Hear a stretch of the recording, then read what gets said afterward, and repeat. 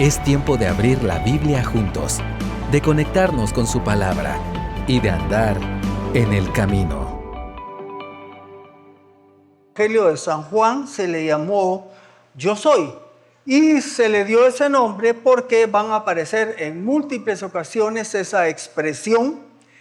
Hay 7 de manera particular donde Jesús la usa agregando algo más que Él es. Yo soy el pan de vida, yo soy la luz del mundo, yo soy la puerta de las ovejas, yo soy el buen pastor, yo soy la resurrección y la vida, yo soy el camino, la verdad y la vida, y yo soy la vid verdadera, allá en el capítulo 15, y de aquí en adelante, como tal, en este esquema, pues no aparecerá, pero hoy aparece una vez más la frase esta. Si nos hacemos una pregunta, por ejemplo, ¿cuál es la clave para que una persona viva bien la vida cristiana? Hace 8 días tuvimos varios bautizos acá en la iglesia, 3 jovencitos y una jovencita. Y algunos pues decían, ¡ala, qué bueno, qué alegre, qué bendición! Y a algunos yo les dije, bueno, esto solo es el principio. Aquí no se terminó la historia, porque es lo que viene en adelante en la vida de estos jóvenes y de todos los que han pasado por las aguas del bautismo. Es lo que vale. ¿Cuál es la clave para la vida cristiana? Para que caminemos permanentemente en ella. Si ustedes me dicen que yo les dé el secreto, no lo tengo. No puedo decirles, esta es exactamente la manera. Pero sí les puedo decir que hoy aprenderemos un aspecto más de cómo vivir esa buena vida cristiana para Dios. Hay una pregunta que tengo acá y es, ¿cuánto aprecio o cuánto valoro lo que Cristo hizo por mí? En los cantos que nos antecedieron hemos expresado que Jesús hizo una obra increíble en nuestro lugar y estamos agradecidos. Y la pregunta es, ¿pero cuánto aprecio, cuánto valoro lo que Cristo hizo por mí? Si yo agarrara a un joven y le dijera, mira, tengo un regalo, con esto vas a poder consultar múltiples obras literarias, enciclopedias, tratados, comentarios bíblicos, diccionarios, vas a poder ver el tiempo, ¿qué no puede hacer? Todo lo que puede hacer con esta herramienta. Me costó mucho. Y agarro a un chico y le digo, te lo regalo. ¿Cómo puedo ver el aprecio que tiene este chico por el regalo que le di, que fue muy valioso, cuando lo miro usándolo para cosas que no valen la pena? Es más, de vez en cuando hasta le sirve para martillar un clavo, ¿verdad? Y yo podría decir, la manera como lo está usando no demuestra que lo valora ni que lo aprecia. Bueno, cuánto aprecio o valoro lo que Cristo ha hecho por mí dependerá de cómo estoy viviendo la vida cristiana. Si la estoy desperdiciando en un montón de cosas que le van a decir al Señor, sí, gracias por tu muerte en la cruz, pero yo vivo como yo quiero, no valoro, no aprecio tu sacrificio. Vamos a leer el pasaje de hoy y vamos a ver cómo podemos nosotros valorar la obra de Jesús en nuestra vida. Voy a leer el pasaje de la Reina Valera, versión 2023 de la Sociedad Bíblica Trinitaria. Y luego voy a utilizar la Reina Valera 2015 en el desarrollo. Cuando Jesús hubo dicho estas cosas, salió con sus discípulos al otro lado del arroyo Cedrón, donde había un huerto, en el cual entró él y sus discípulos. Y también Judas, el que lo entregaba, conocía aquel lugar, porque muchas veces Jesús se juntaba allí con sus discípulos. Entonces Judas, tomando una compañía de soldados y alguaciles de los principales sacerdotes y de los fariseos, vino allí con antorchas, lámparas y con armas. Pero Jesús, sabiendo todas las cosas que habían de venir sobre él, salió y les dijo, ¿a quién buscáis? Le respondieron, a Jesús el Nazareno. Les dijo Jesús, yo soy. Y estaba también con ellos Judas, el que lo entregaba. Y cuando les dijo, yo soy, volvieron atrás y cayeron a tierra. Volvió pues a preguntarles, ¿a quién buscáis? Y ellos dijeron, a Jesús el Nazareno. Respondió Jesús, os he dicho que yo soy. Pues si me buscáis a mí, dejad ir a estos, para que se cumpliera lo que había dicho. De los que me diste, ninguno de ellos perdí. Entonces Simón Pedro, que tenía una espada, la sacó e hirió al siervo del sumo sacerdote y le cortó la oreja derecha, y el siervo se llamaba Malco. Jesús entonces dijo a Pedro, mete tu espada en la vaina, la copa que el Padre me ha dado, ¿no la he de beber? Entonces la compañía de soldados y el tribuno y los alguaciles de los judíos prendieron a Jesús y lo ataron. Y lo llevaron primeramente a Anás, porque era el suegro de Caifás, el cual era sumo sacerdote aquel año. Y Caifás era el que había dado consejo a los judíos que convenía que un hombre muriera por el pueblo.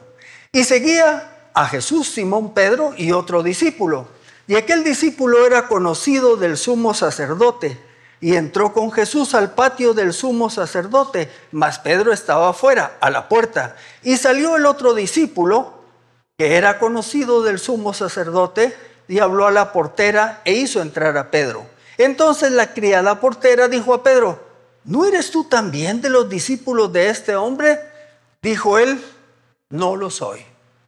Y estaban en pie los siervos y los alguaciles que habían encendido unas brasas porque hacía frío, y se calentaban, y estaba también con ellos Pedro de pie calentándose. Hasta ahí llega nuestro pasaje el día de hoy.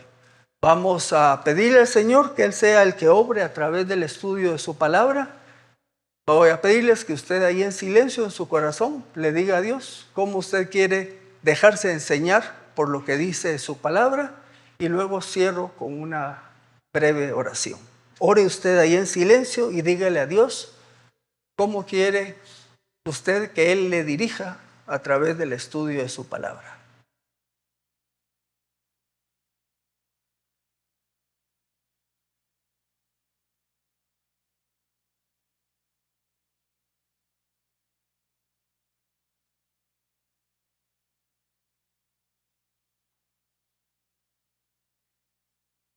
Padre, obra por medio de tu Espíritu Santo en nuestras vidas, para que aprendamos aquello que hoy tienes tú para nosotros en este Evangelio de Juan.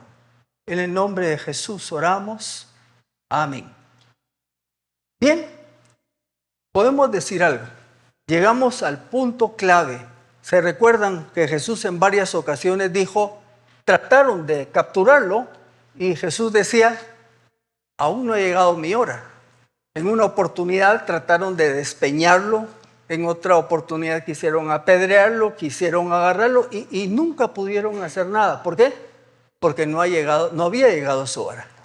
Vimos en uno de los capítulos anteriores cuando unos griegos querían hablar con él y le pidieron a sus discípulos, y la respuesta que dio Jesús en este momento fue, ha llegado mi hora. Y de ahí en adelante, pues tuvimos los capítulos 13 al 17, que todo eso fue dado en ese tiempo que tuvieron de la cena de Pascua. Y podemos decir esto, y me recuerdo de mis días de juventud, cuando se celebrara la Semana Santa. El día principal de la Semana Santa era el día viernes, en otra corriente religiosa en la cual yo fui formado de niño. Y culminaba el momento así bárbaro, era cuando mataban a Jesús, cuando lo crucificaban. Y yo de jovencito decía yo, al héroe lo matan.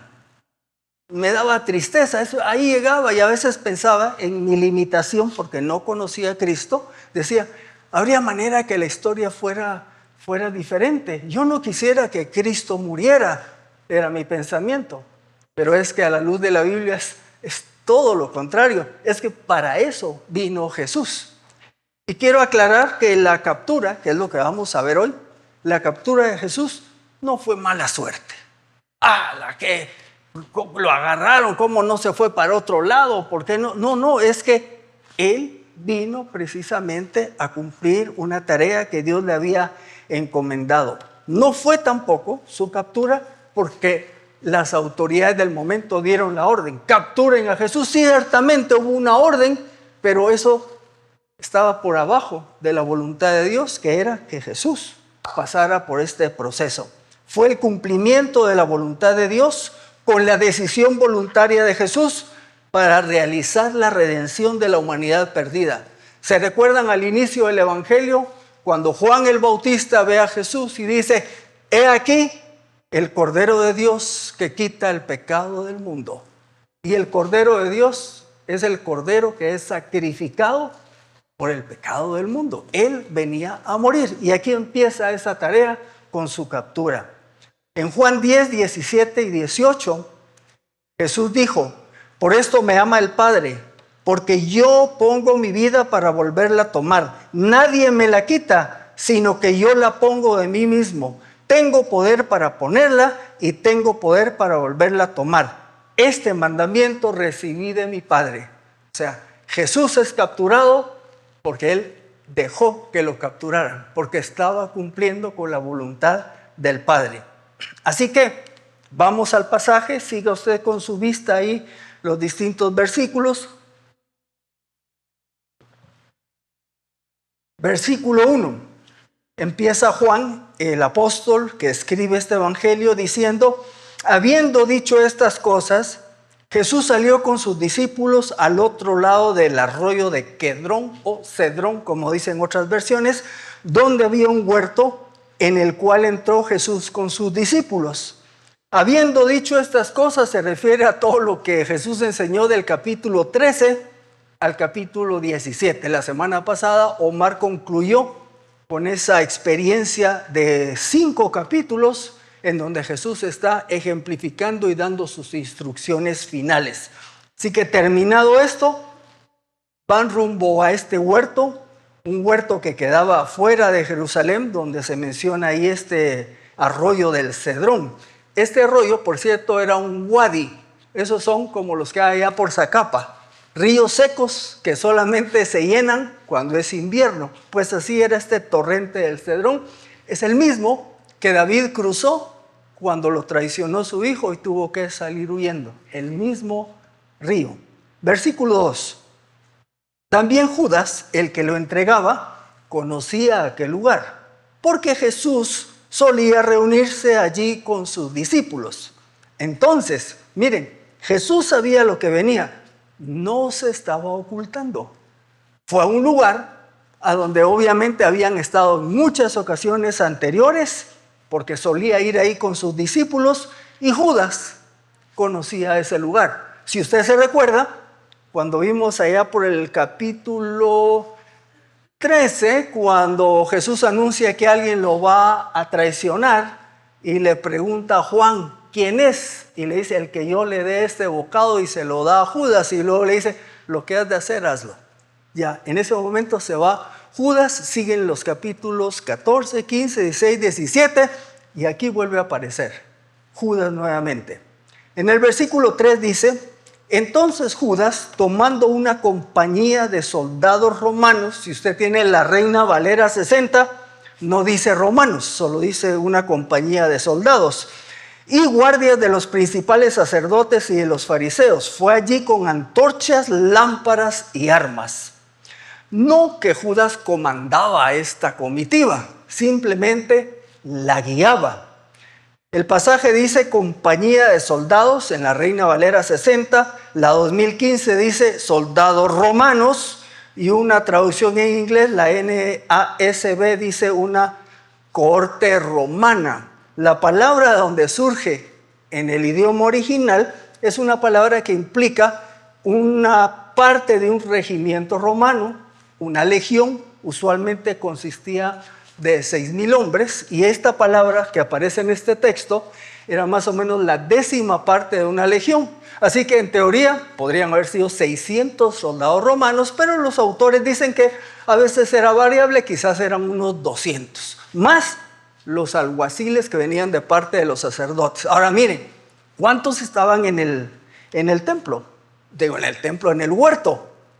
Pues Jesús y 11 de sus discípulos, porque el otro era el traidor. Ahora, para capturar a 12 pelones, perdón, a 12 personas, ¿verdad?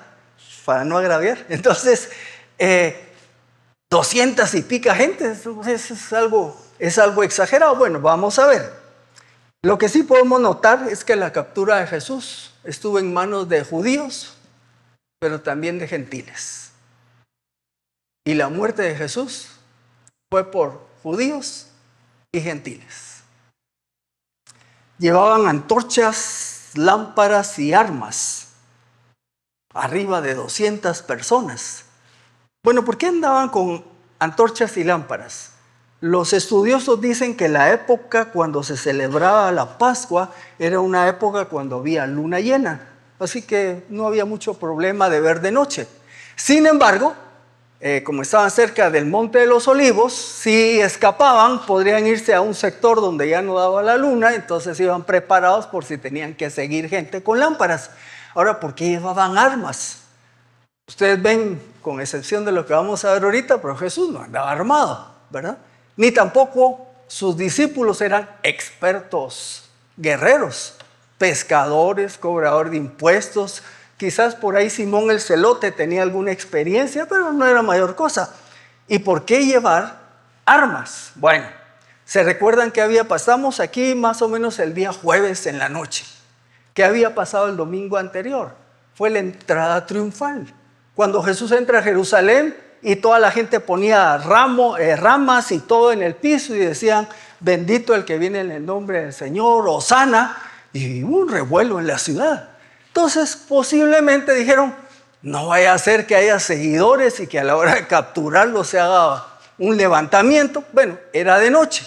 Escogieron la noche porque obviamente Jesús no andaba entre la multitud como había estado los demás días enseñando en el templo. Pero si ustedes quieren, llegaron con uso excesivo de fuerza. 200 y pico personas armados hasta los dientes, dirían hoy día. Versículos 4 y 5. Pero Jesús, sabiendo todas las cosas que le habían de acontecer, se adelantó y les dijo, ¿a quién buscan? Le contestaron, a Jesús de Nazaret. Jesús les dijo, yo soy. Y nos dice el versículo, estaba también con ellos Judas, el que lo entregaba. Si usted revisa el pasaje que estamos viendo, va a encontrar que hay aspectos que no menciona, que sí se mencionan en los otros evangelios. Bueno, Juan tenía un propósito al escribir lo que escribió, estaba resaltando la decisión voluntaria de Jesús de cumplir con la voluntad de su Padre. Cuando vemos los otros evangelios, vamos a enriquecer el contexto. El texto, por ejemplo, aquí no aparece la oración que Jesús hace en Getsemaní, ni otros detalles que sí comentan los demás. Bueno, dice que Jesús sabía lo que le esperaba. Sin embargo, pues venían a capturarlo, toma la iniciativa y les dice a quién buscan. En nuestros días, alguien hubiera dicho, me pueden enseñar la orden de aprehensión, ¿verdad? ¿A quién buscan? Y entonces vienen aquellos y responden, a Jesús de Nazaret. Y la respuesta, al igual que el nombre de nuestra serie, ¿cuál fue? Yo soy, responde, ¿verdad? Yo soy. No esperó que llegaran a buscarlo, él tomó la iniciativa, se presenta. Versículo 6. Cuando les dijo, yo soy, volvieron atrás y cayeron a tierra. Reina Valera 2015, Nueva Biblia de las Américas. Y cuando él les dijo, yo soy, retrocedieron y cayeron a tierra. Nueva versión internacional. Cuando Jesús dijo, yo soy, dieron un paso atrás y se desplomaron. La pregunta es, cayeron a tierra, se desplomaron, ¿será una figura de lenguaje? ¿Será metafóricamente hablando? Nosotros usamos expresiones como, por ejemplo, ¿fuiste al almacén o al supermercado? Sí, ¡ala! Casi me caigo de espaldas, o hasta dice, mira, me fui de espaldas, cuando vi esos precios. Esa es una manera metafórica de hablar, porque usted literalmente no se fue de espaldas. Algunos han dicho de que esa expresión de que retrocedieron y cayeron a tierra es una expresión así metafórica. Sin embargo, yo lo veo de otra manera y muchos autores también. Cuando Jesús les dice, yo soy, está usando la expresión que Dios le dijo a Moisés allá. Y si yo voy a decirle al pueblo que hay que liderarlos, ¿quién les dijo que me mandó? Y Dios le dijo, yo soy. Y ese yo soy el que ha usado Jesús a través de todo el evangelio. Ahora, ¿qué sucede cuando todo ese montón de gente lo va a capturar y les dice, yo soy? Retroceden y caen a tierra.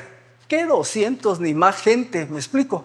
Con una pequeña expresión, Jesús demuestra su poder. Y sin embargo, aunque tenía el poder, él se iba a dejar capturar.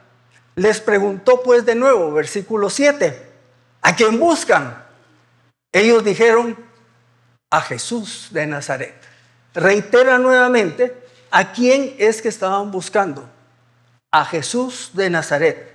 Entonces, versículo 8 y 9, Jesús respondió, les dije que yo soy. Pues si a mí me buscan, dejen ir a estos. Estos son los 11. 200 contra 11, obviamente, una gran desventaja. Sin embargo, Jesús reiteró, ¿a quién vienen a capturar? A Jesús de Nazaret. Yo soy. A mí me vienen a capturar, a ellos no los tocan. Esto hizo para que se cumpliera la palabra que él dijo, de los que me diste, ninguno perdí. Queda claro, vienen por mí, no por estos. Dejen ir a estos. La expresión la busqué ahí en la escritura. Dejen ir a estos está en modo imperativo. No está rogando, no está suplicando. Solo está ordenando, expresando con su palabra. Dejen ir a estos y ninguno los tocó. En Juan 17:12 dice, cuando yo estaba con ellos, es la oración hacia el Padre, y yo los guardaba en tu nombre que me has dado y los cuidé, y ninguno de ellos se perdió, excepto el hijo de perdición, para que se cumpliera la escritura. Judas el traidor es el único que se perdió. Los 11 Dios los preservó.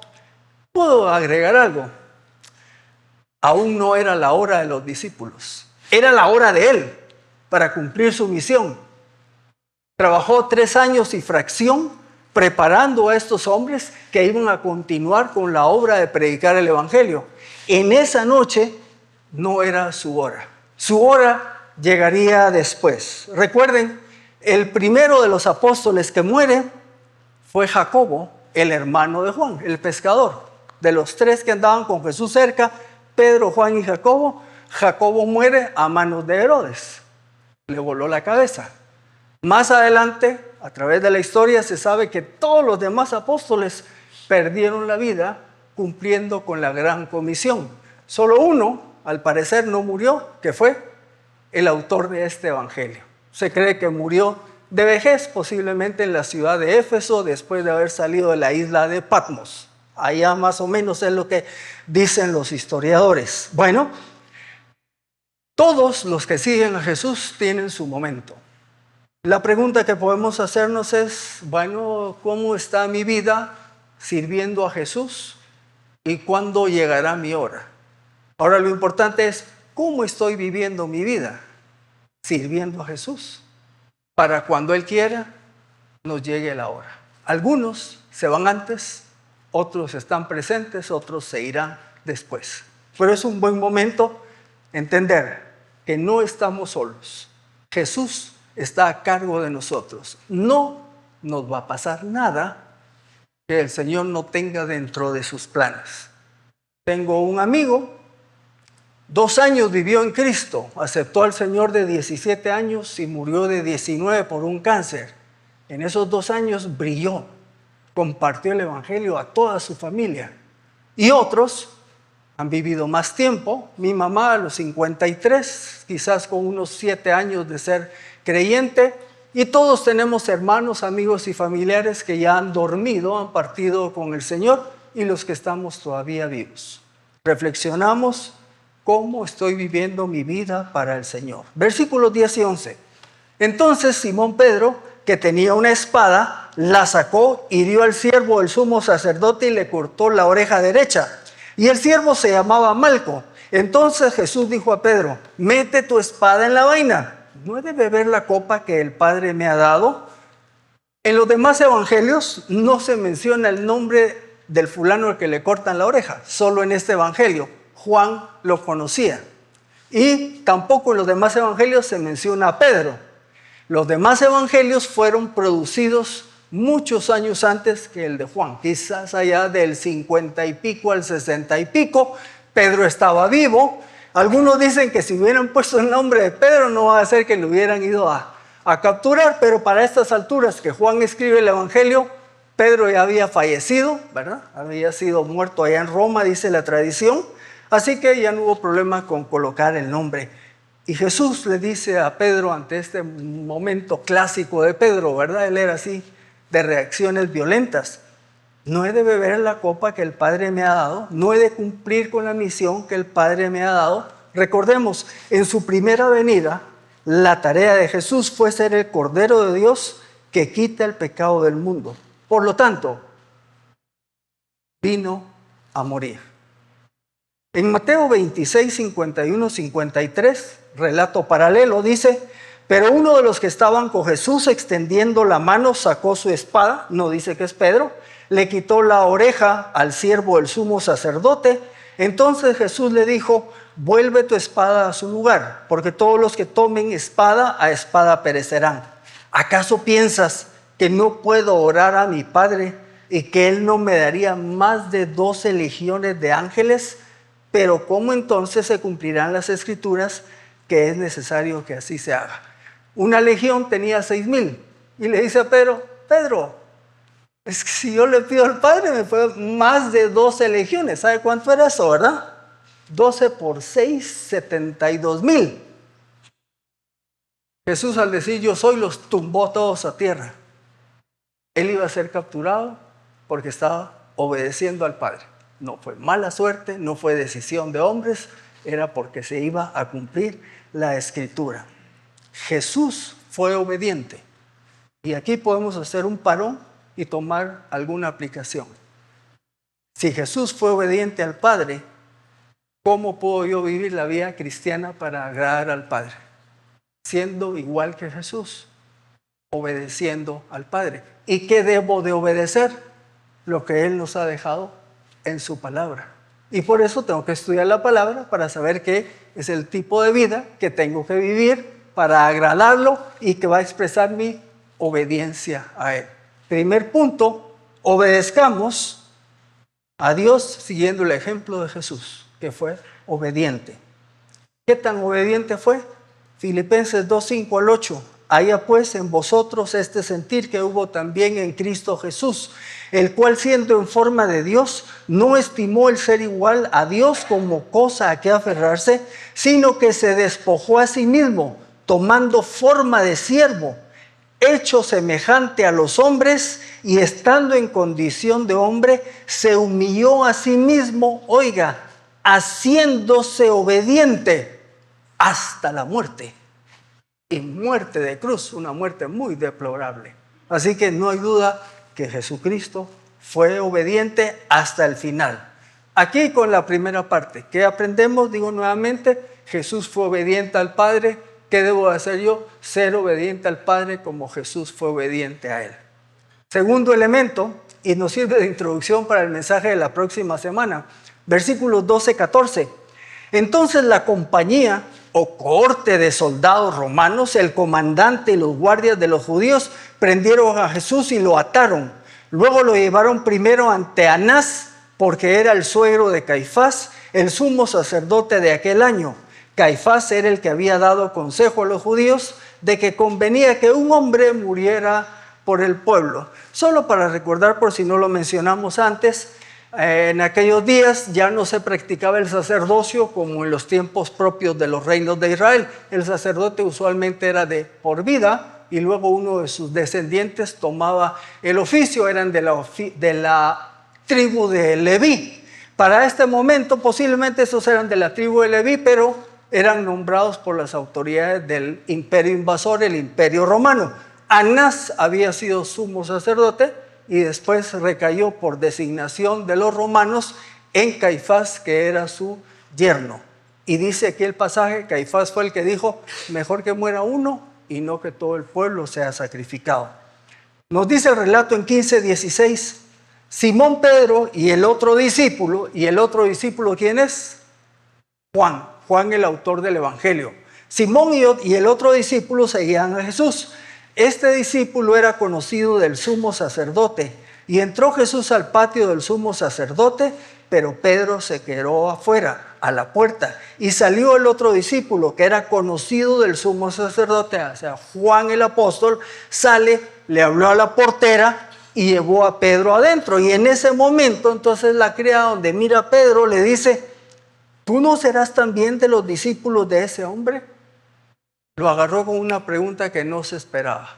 Y entrando, ¿tú no eres de los discípulos de ese hombre? ¿De qué hombre? De Jesús. ¿Y cuál fue la respuesta? No lo soy. Y aquí hay un contraste. Cuando le dicen, venimos por Jesús de Nazaret, yo soy. Y cuando le dicen a Pedro, tú no eres seguidor de ese hombre, no lo soy. Contraste totalmente lo contrario. Jesús es Dios, este hombre dice, yo no soy discípulo de él. Agrega, y los siervos de los guardias estaban de pie, pues habían encendido unas brasas porque hacía frío y se calentaban. Pedro estaba de pie con ellos calentándose. ¿Cuántas veces le dijo Jesús a Pedro que lo iba a negar? 3. Aquí tenemos la primera. Se esperará para los siguientes mensajes para ver las otras 2 y al final del Evangelio vamos a ver cómo Pedro fue restaurado. Pero hasta acá, ¿qué podemos aprender? Cuando usted lee los Evangelios y lee las actitudes de Pedro, a veces usted puede decir, Pedro, ¿cómo se le ocurre hacer tal cosa? Cuando dijo, tú eres el Cristo, el Hijo del Dios viviente, el Señor le dijo, esto no te lo reveló carne ni sangre, sino mi Padre que está en los cielos. Miren, voy a Jerusalén porque voy a dar mi vida. Y se lo haga Pedro y dice, no Señor, no vayas, que tal cosa no te suceda. Apártame de mí, Satanás, le dijo a Pedro, ¿verdad? Bien reaccionario. Cuando estamos en la barca, que ya vimos que hay una tormenta, y Pedro dice, yo quiero caminar también como tú, ¿verdad? Y se tira al agua y después por falta de fe se empieza a hundir. Y aquí en la captura, lo van a capturar, viene todo ese gentío y aquel algunos dicen que le apuntó a la cabeza, pero como era pescador, de suerte, aquel, así como Trump hizo así, ¿verdad? Y solo le dio en la oreja. Bueno, lo que estamos viendo es que Pedro era así bien reactivo y nosotros podemos decir, viendo la Biblia, Pedro sí que bárbaro las cosas que hacía, como que nosotros no fuéramos iguales. ¿Qué aprendemos? Miren, si decidimos mejorar nuestra obediencia al Señor y a la medida que vamos caminando en ese proceso, mejorando, tenga cuidado. ¿Por qué?